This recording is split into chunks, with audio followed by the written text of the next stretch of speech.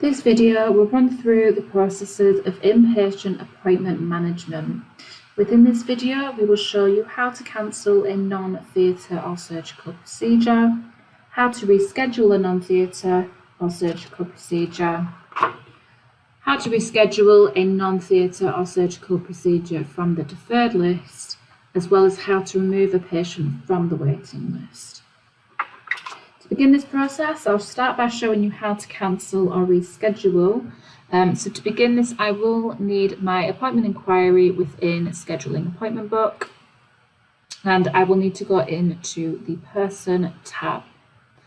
When you are searching for a patient in order to cancel or reschedule the patient, you will need the standard patient inquiry, and at this point you can use your icon here to type in the details for your patient.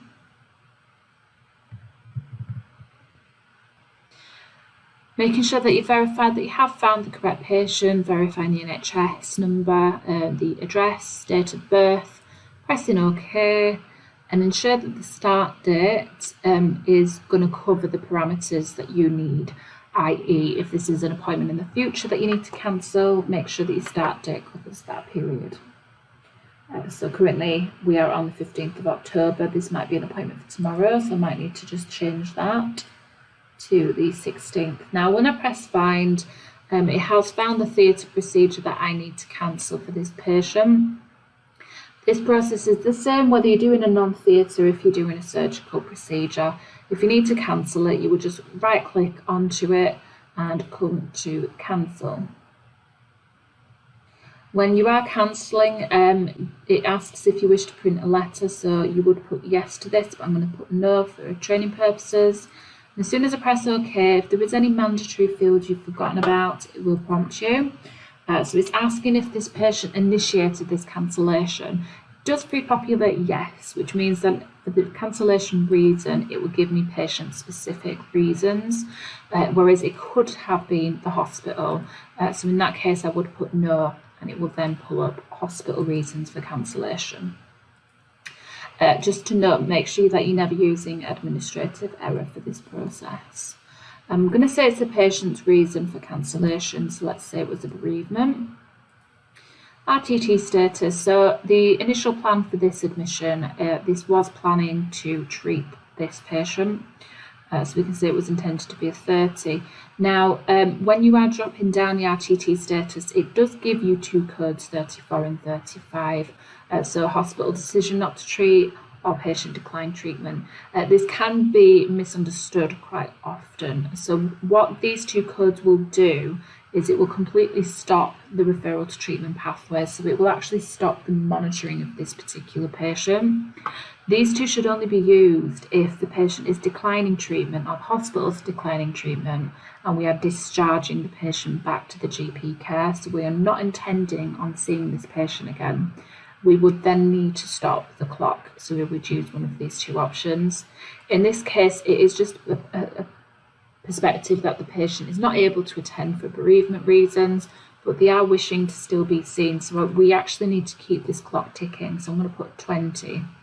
So for the remove from waiting list, I'm going to say no because they do need to be seen again. So rather than saying yes, we would drop that to no.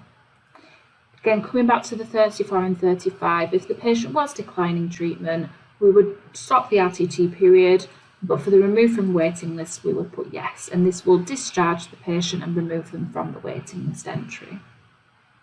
I'm going to cancel out of this because this is a training video, so I want to show you the next process.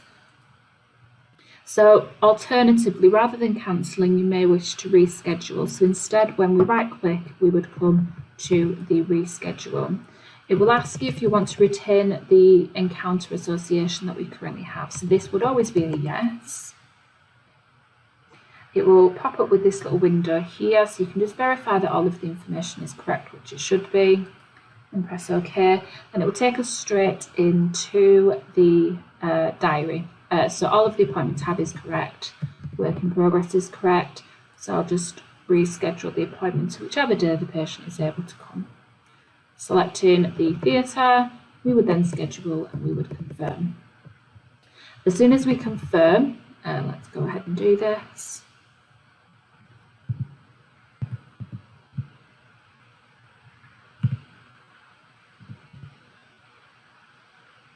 clicking confirm. It will then ask which TCI location the patient is coming in for, as well as if we wish to print a letter.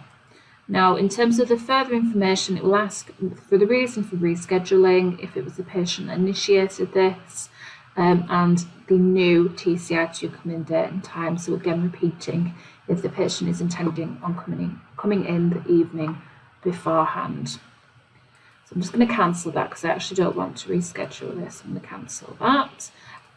Now, the second part of this video, we are wanting to demonstrate how to reschedule the patient from the deferred list.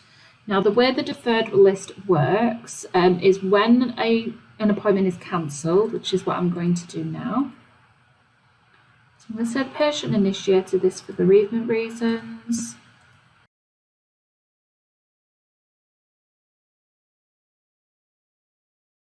But we want to see the patient again, so we need to keep the clock ticking, so we're not going to remove them from the waiting list. So because we've not removed this patient from the waiting list, although it's cancelled the TCI, it has not removed the patient from the waiting list. If you come into the request list, drop in your inquiry down to the deferred waiting list. This stage, I'm going to leave this drop down to BTHFT Theatres, and as soon as I press find, as you can see, it's found my patient, but this will pull up every patient on the theatre's waiting list who has had an appointment cancelled, whether it be by the patient or the hospital. All you would need to do from this deferred waiting list is just right click and reschedule. Again, it will ask the same as before if we want to retain the association. So this is technically similar to if we were rescheduling it, but this time we're doing it from a deferred waiting list. And again, you would confirm the theatre rooms, modular theatres 1, the day, and you would schedule and confirm that appointment.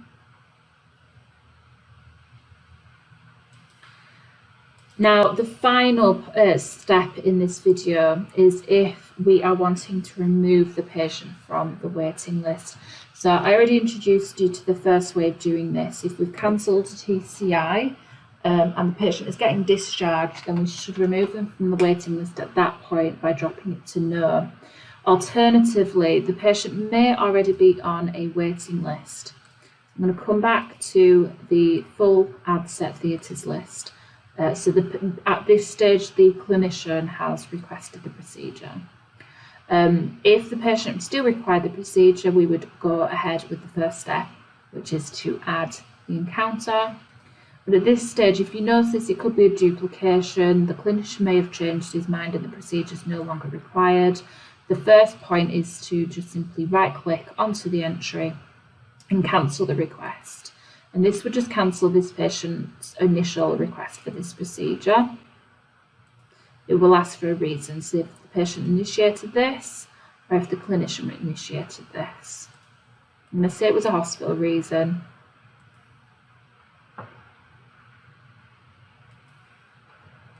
And for this one, I'm going to say that we are still wishing to see this patient again. So we're going to keep this clock ticking and press OK. So that's removed this patient's request.